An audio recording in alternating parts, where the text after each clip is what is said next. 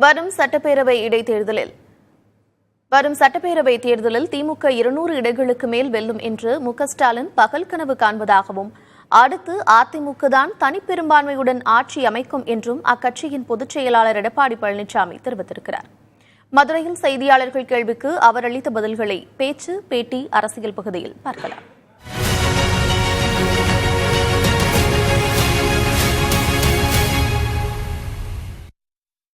நடந்து முடிஞ்ச நாடாளுமன்றம், விழுப்புரம் நாடாளுமன்றம், இந்த விக்கிரவாண்டி தொகுதி விழுப்புரம் நாடாளுமன்றத்தில் வருது. 6000 ஓட்டு தான் குறைவு.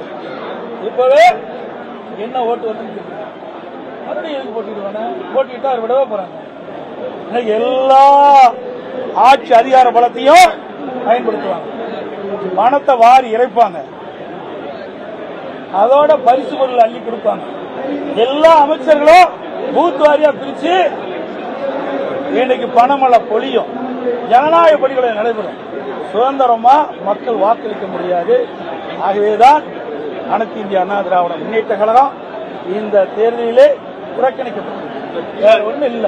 முக ஸ்டாலின் சட்டமன்ற தேர்தலில் 400 மேல 200 மேல இடங்களை வெற்றி பெறுவோம் அப்படின்னு சொல்றாரு. அவர் கனவு பலிக்காது. இப்படிதான் சொன்னாரு. நீங்க 2019 நாடாளுமன்ற தேர்தல் நடைபெற்றது. அப்போ 38 இடங்கள் ஜெயிச்சாங்க. இதே மாதிரி 200 இடத்துல வரும்னு சொன்னாங்க. பிறகு என்னாச்சு? அதிமுக 75 இடத்துல ஜெயிச்சது. இப்ப கூட 2019 நாடாளுமன்ற தேர்தல் நடக்கின்ற பொழுது 234 சட்டமன்றத்தில் 39 நாடாளுமன்றத்தில் இருக்கிற சட்டமன்ற தொகுதியில 2 தான் ஜெயிச்சது, அரியலூர் ஜெயகொண்டம். இப்போ அதிமுக 8 சட்டமன்ற உறுப்பினர்கள் சட்டமன்ற தொகுதியில் ஜெயிச்சிருக்கிறோம்.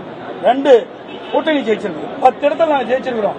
2 அமைச்சர் தொகுதியிலேயே ஜெயிச்சிருக்கிறோம். அப்படின்னா எப்படி இருக்குன்னு பாருங்க. அடுத்த தேர்தலில் திருக்கோயிலூர் பொன்முடி அமைச்சரா இருக்கிறார். அந்த தொகுதியில சட்டமன்ற விழுப்புரம் நாடாளுமன்ற தொகுதியில திருக்கோயில் வருது. அதுல அதிமுக அதிகமான இடத்தை வாங்கியிருக்கு. அதே மாதிரி இங்க விருதுநகர்ல இன்னைக்கு அருப்புக்கோட்டையில அங்கேயும் சட்டமன்ற தொகுதியில என்னுடைய கூட்டணி அதிக இடங்களை பெற்று அதிக வாக்குகளை பெற்றிருக்காரு.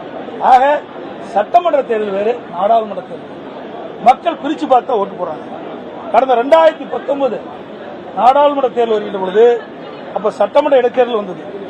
உதாரணத்துக்கு அண்ணன் திண்டுக்கல் நாடாளுமன்ற தொகுதியில திமுக வேட்பாளர் போட்டிடுறாரு. அங்க நிலக்கோட்டையில் இடைத்தேர்தல், அதுல திமுக வேட்பாளர் போட்டிடுறாரு. அதுல அதிமுகவும் போட்டிடுறாரு. அப்ப அதிமுக வேட்பாளர் 26,000 ஓட்டுல ஜெயிக்கிறார். திமுக வேட்பாளர் தோக்குறார். நாடாளுமன்ற வேட்பாளர் அதிக வாக்குகளை பெறார். ஆக தமிழ்நாட்டு மக்களை பொறுத்த வரைக்கும் மத்தியில யார் ஆட்சிக்கு வரணும்னு நினைக்கிறாங்க, மாநிலத்தில் யார் ஆட்சிக்கு வரணும்னு நினைக்கிறாங்க, அப்படி பிரிச்சு பார்த்தா சிந்தித்து பார்த்தா வாக்களிக்கிறாங்க. நாடாளுமன்ற தேர்தல் வேற, சட்டமன்ற தேர்தல் வேற. 2014ஆம் ஆண்டு நாடாளுமன்ற தேர்தலில் எத்தனை இடங்களில் திமுக வெற்றி பெற்றது? 9 இடத்துல 3வது இடம் வந்தது. 2 இடத்துல டெபாசிட் போச்சு, தருமபுரியும் கன்னியாகுமரியும். ஏன் அவர்களும் மீண்டும் ஆட்சிக்கு வரல, மீண்டும் ஜெயிக்கல. 91 2 எம்எல்ஏ தான் ஜெயிச்சாங்க. ஆக மாறி மாறி தான் வரும். இந்த அரசியல் கட்சி பொறுத்த வரைக்கும் எல்லா தேர்தலிலுமே எந்த கட்சி வெற்றி பெற்றது சரித்திரம் கிடையாது. எல்லா கட்சியுமே தொடர்ந்து தோல்வி வெற்றி தோல்வி மாறி மாறி தான் வரும்.